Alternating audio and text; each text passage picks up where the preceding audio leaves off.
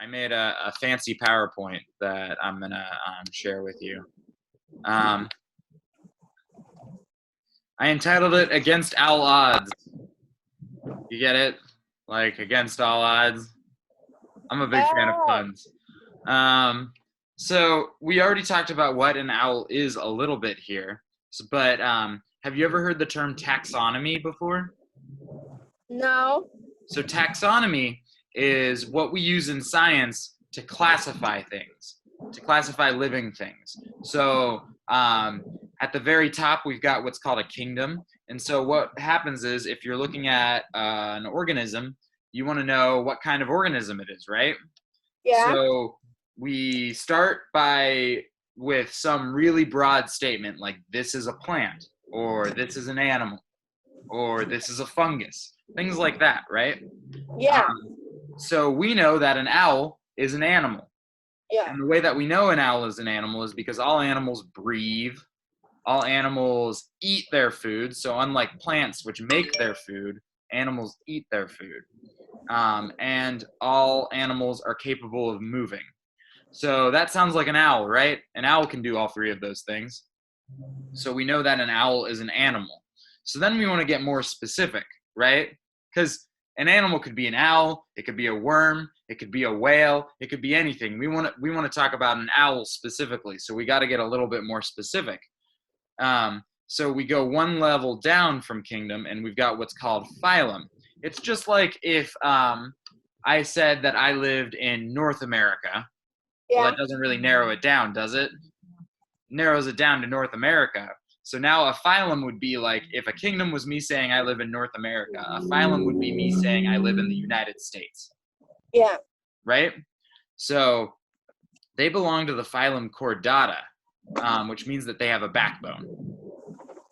So you have a backbone. I have a backbone. Mammals, all mammals have a backbone. Reptiles, fish, amphibians, birds, they all have backbones. But some examples of things that don't have backbones are things like ants, or octopus, or squids, or clams. So there's plenty of other animals that don't have backbones. So now we've gotten a little bit more specific, right? So now we're going to move down one and get even more specific. They belong to the class Aves, which sounds like avian, right? Avian means bird, so aves just means birds. So now we've gotten specifically to birds whenever we're describing this. And you already said some of the things that birds have. All birds have feathers. Another thing that birds have are beaks. So they don't have teeth like we do. They have beaks instead. They have hard-shelled eggs, so eggs that go splat, you know. And they also have light bones. Because they were originally, they adapted to flying. Not all birds fly nowadays, but they got lighter and lighter weights so that they could fly. But some of them decided to abandon that trait and just lived on the ground instead. So that's true for all birds. And now we're going to get even more specific. We're going to talk about strigiforms or strigiforms, or strigiforms. People pronounce it all kinds of different ways. These are owls. That's the scientific name for owls, okay? And so what do all owls have in common? They all have binocular vision. Mm-hmm.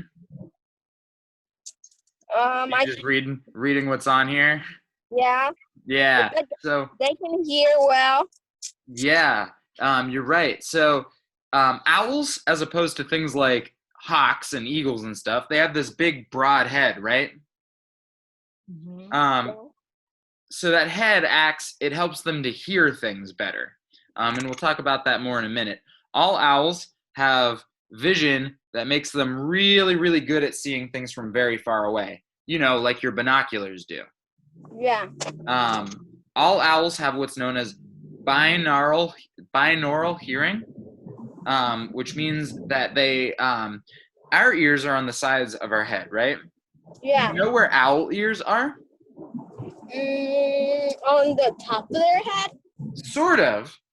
Our ears are at the same height on either side of our head, but owl ears are one slightly higher and back a little bit, and one slightly lower and forward a little bit. Yeah. So why do you think they have ears that are in different places? So one can hear things that are like above them, and one can hear things that are under them. Yeah. So we are really good at telling if something's to the left or to the right of us, right? Yeah. But we're not very good at telling if something's in front or behind us. We have to rely on our eyesight for that. Yeah. Owls can tell they can just hear and tell if something's coming from in front or behind them. Yeah. Isn't that kind of crazy? Yeah. Another thing that all owls have are talons, really sharp talons. I've actually got one right here, and we're going to look at it here in a moment. They have really sharp talons that help them to grab their prey. And another thing that makes owls unique is that they fly silently. So birds flap their wings a lot, and it makes a lot of noise, except for owls, which fly silently. And I actually found a great YouTube video from the BBC demonstrating silent flight. So here's hoping you can hear, or I guess not hear, what's about to play. So first they're going to demonstrate a pigeon. Hold on, I've got it muted.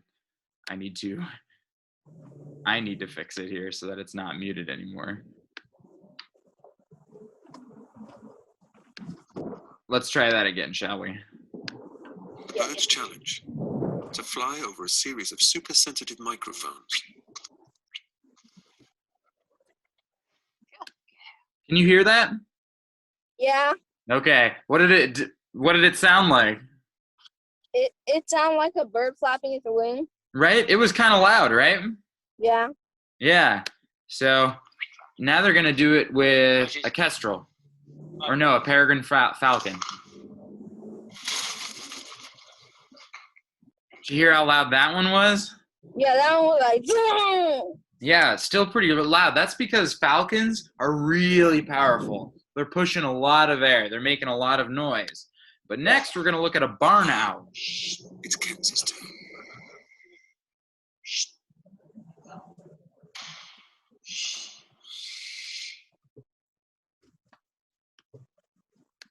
Did you hear that? It didn't really make any noise. It didn't make any noise at all, right? Yeah. Yeah, they don't make any noise. Owls are completely silent. Isn't that wild? So Yeah, they can sneak. They can get all the way up on their prey without the prey ever knowing. And so here's a really, really close-up look at their feathers, which might give you a sort of clue as to how they're able to fly silently. So what we have is a Cooper's hawk, which is very similar to the peregrine falcon that you saw a minute ago. Do you see their feathers? What do you observe about their feathers? They're flatter. Yeah, they're very straight and they're very flat. And so whenever they flap their wings, they're just pushing a lot of air, right? Yeah. But what do you notice about this great horned owl feather? They're more curved. Yeah, so it's kind of crazy. Their feathers almost have feathers on them, like little feathers attached to their big feathers. And what it does is it breaks up the wind as they're pushing, and it just reduces all of that noise. It brings the noise down to zero. Oh. So they're able to sneak right up on their prey without their prey ever even knowing. If they don't see it coming, they're never going to know what hit them. So these guys, owls, are extremely good at catching their prey. They're actually one of the most effective predators in the entire animal kingdom. On average, a normal animal, whenever it hunts for prey, catches about 1 out of every 10 prey that it goes for. So if it hunts 10 times in a day, it's going to catch 1 meal. How many times do you think if an owl went hunting 10 times in a day, or I guess night, because owls tend to be nocturnal, how many times do you think an owl would be able to catch its prey? Maybe 5 or 6. It's actually even more than that. It's 9. Oh. Yeah, they are 90% good at catching their prey. Wow. Isn't that Is it because crazy? their wings are silent? Mm-hmm. That's one of the reasons. We're going to look at some other reasons here, too. So I've got a skeleton of a owl right here, of an owl. Yeah. It looks kind of weird, right? Yeah. Yeah. Especially whenever, like, you just saw an owl. They've got these big, broad heads, but they kind of look like pigeons. Actually, I've got a pigeon skeleton right here as well. It's hard to really tell the difference. Yeah. So there are a few differences. The difference I noticed is the owl's mouth or beak is more curved a little bit, but the other one is more straight. Yeah, that's probably the most obvious one to see on there. Owls have beaks that are designed for ripping up animals, whereas pigeons are designed for grabbing seeds and things. Yeah. So owls have huge eyes. If your eye was the same size as an owl's eye, like compared to your body, your eyes would be about the size of tennis balls. Whoa. Right? So what do you think those eyes, why do owls have such big eyes? So they can see things far away? Yes. So they can see things really far away. So binoculars, for instance. I've got some binoculars right here.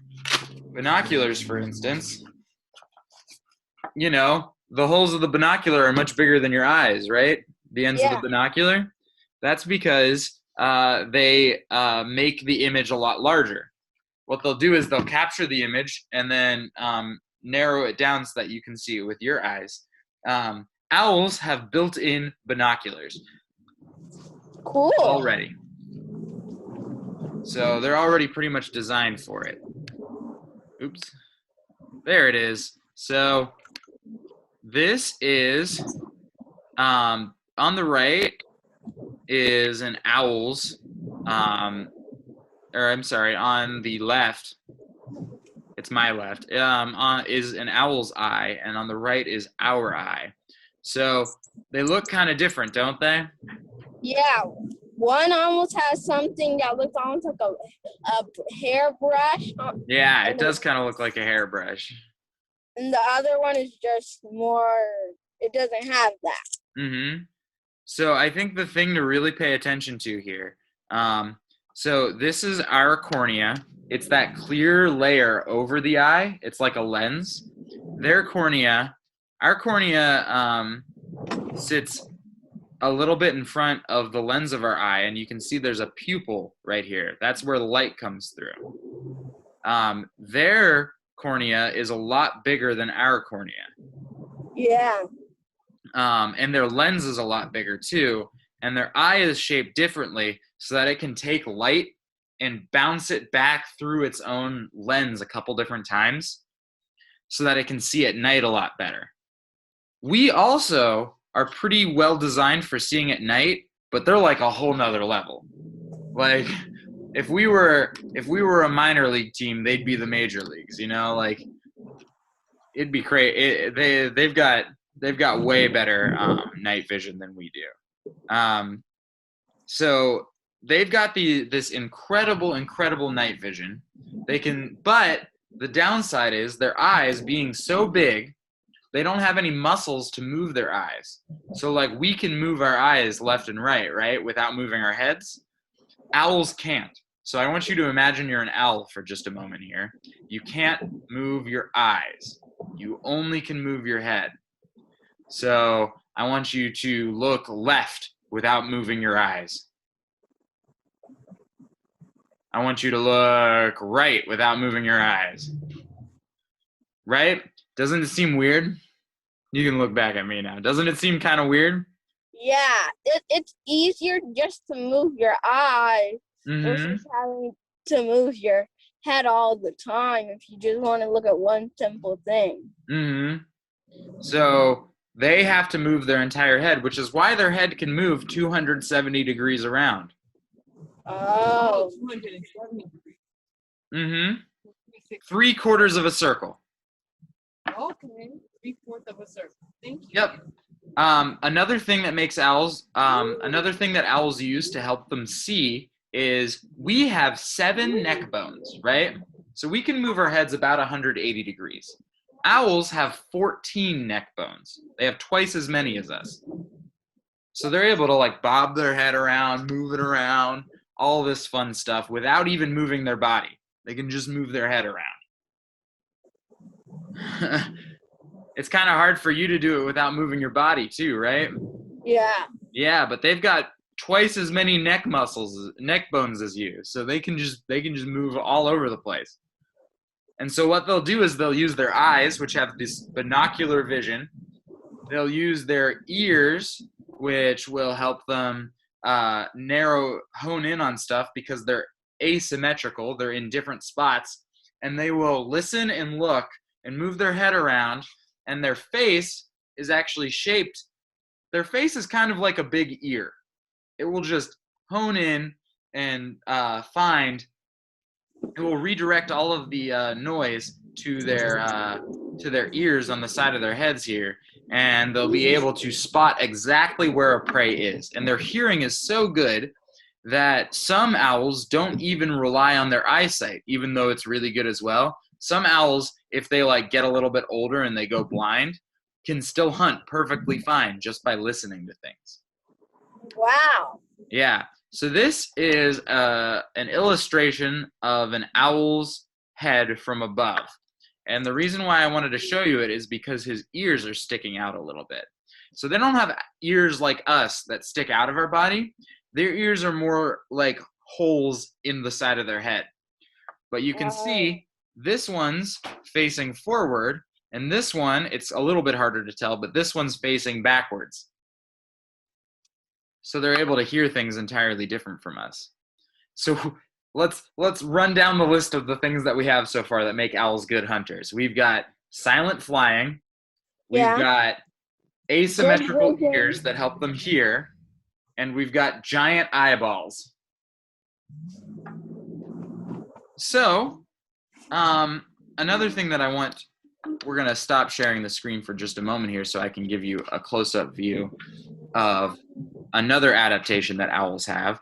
Right here is an eagle talon, and right here is an owl talon. What do you notice that's different between the two?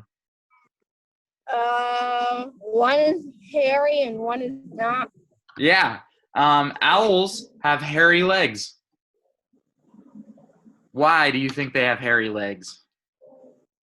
I'm not sure. Well, think about the feathers for a minute. Remember how I said that the feathers break up wind? Yeah. Well, the hair breaks up wind too. Oh. Uh-huh. So it makes it, because they're just a little bit fluffier, it makes it harder for sound to sort of pass through it. It muffles the sound. Oh. Owls also have a really, really special back foot here, a back talon. Eagles and hawks and other birds of prey will grab stuff with their talons, but then to kill it, they will have to use their beaks. Owls have a very specialized claw in the back that they will use to puncture the head of their prey and kill it instantly. Oh. Yeah, it's pretty gnarly, isn't it? Yeah, that's cool. Uh-huh. All right. So, you live in Georgia, right? Yes. Great. Because before I show off my animal here, I want to show off some owl sounds, and we're going to exit full screen for this. There are 7 owls native to Georgia. There's the great horned owl, the barn owl, the barred owl, the long-eared owl, the short-eared owl, the northern saw-whet, and the eastern screech owl. And I just wanted to share the sounds of each one here. So this is a great horned owl. This is what they look like. They're very large owls. And did you follow my screen to the Great Horned Owl page that I came to? Yeah. Okay, just wanted to make sure. And listen here. You ever heard that before? Maybe. I think so. Maybe. Yeah, so that's the classic owl noise. If you ever hear that, that's a great horned owl. Okay? Now, I'm going to show you. This is a barn owl. This is the one that we saw in that video before. These guys like to live in barns, which is why they're called barn owls. This one is smaller than the other one. Yeah, the great horned owl is very big. The barn owl is big enough that it's like the size of my fist. They're not that big. It almost sounds like a screeching noise. It does sound like a screech, doesn't it? Yeah. Yeah. So what's really cool about owls is you're probably never going to see them.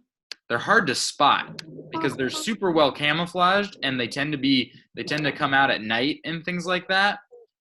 But you can hear them. So I thought I would share with you the noises of the 7 native owls to Georgia, so maybe you can help identify them. So the great horned owl was the classic hoot. The barn owl was a screech, and this is the barred owl. It's probably it's one of the most common owls in Georgia, the barred owl. Yeah.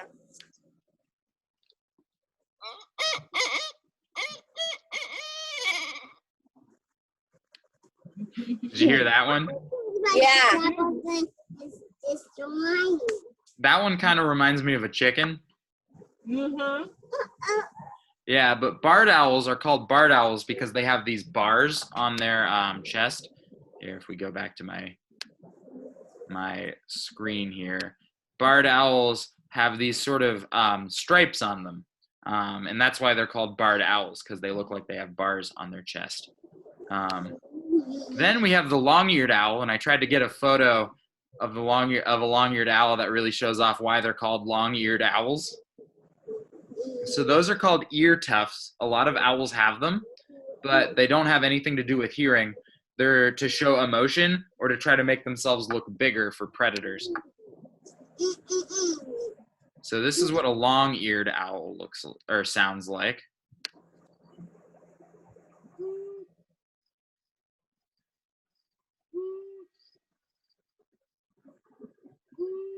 Just a single who. Yeah. Yeah.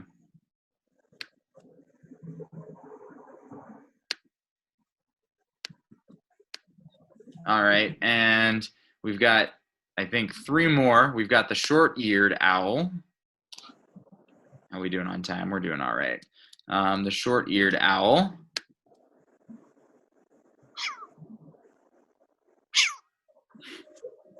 It sounds interesting. It doesn't sound like a bird. No, I always think it sounds kind of like a squirrel. Yeah. And we've got the northern saw-whet owl. We've got 2 more, this one and the screech owl. And the screech owl is the animal I want to show you. So I'm going to pull out my screech owl in a minute.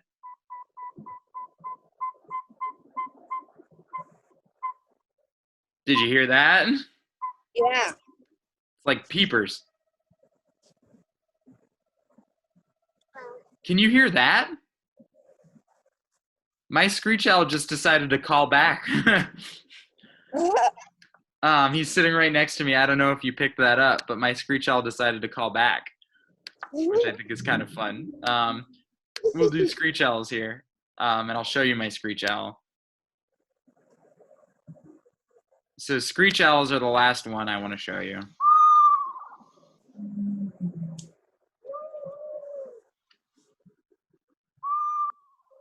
Yeah, screech owls have kind of like a little whinny sort of sound, like a horse. Yeah. So, without further ado, I want to share with you the owl that I have, who is actively making noise right now, which I think is very fun.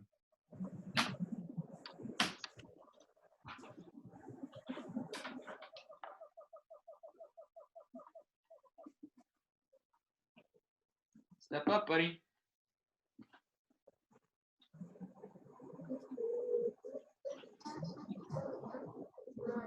This is my Screech Owl. Hi, Screech Owl. Here, let's see if he'll look at you. Does he have a name? This Screech Owl's name is Red. Screech Owls can come in a red phase and a gray phase. It's just like hair color. Oh. And he is an expert hunter despite his tiny little size. And I'm going to see if I can get him to call again because that was cool.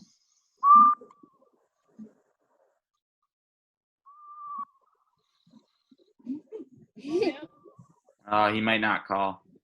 I just wanted to see if it would work. He was calling from his little cage here that I have him in just a second ago. He's turning his head around. Yeah, he is turning his head around. So you can see he's got these giant eyes. He can turn his head around. If you get a closer look at his legs, they're very hairy, just like the other ones. Do you have any questions about my Screech Owl friend? Yeah. Is his leg, can he fly? Yeah, he can fly. So we have him attached by what's known as a jess. It's just a very fancy little string that we have him hooked to. And the jess is attached to me. So he's not going to fly very far if he tries to. And he knows this, which is why he's not trying to fly. But he can fly. He's capable of it. Oh, I thought you clipped his wings or something. Nah, clipping wings is a little bit of a controversial topic. Some places say that it's inhumane. Other places will say it depends on the circumstance. None of our birds are clipped here, though. They're all capable of flight. That's cool. Do they fly away and come back, or do you kind of stay on the Next step. How long have you had him there? How old is he? I don't know exactly how old Red is, but he's not young. He's definitely on the older side of things. How long do owls live? That's another really good question. I looked this up a little while ago because somebody asked me the same question, and we don't know how old Screech Owls can get in the wild. We do know that they can live somewhere between 10 and 20 years in captivity, but it kind of varies wildly depending on where you're at. That's cool. Any other questions? No. All right. So I talked a little bit about owls, how they're super well designed for silent flying, taking down their prey, doing all of that fun stuff. They are some of the best hunters in the entire animal kingdom. So that's pretty much all I had to say on owls. So you can say bye to Red here, and I'm going to set him back inside. All right, Red, back in you go. All right, well, that is all I had to talk about today. So hopefully now you have a healthy appreciation for owls. And if you want to hear those owl sounds that I made before, or that I showed before, there's a website called allaboutbirds.org. It's just called allaboutbirds.org. So if you want to go take a look at that, it's got a lot of bird identification. That's all I have for you. So thank you for coming. Bye. And you have a good day. Bye.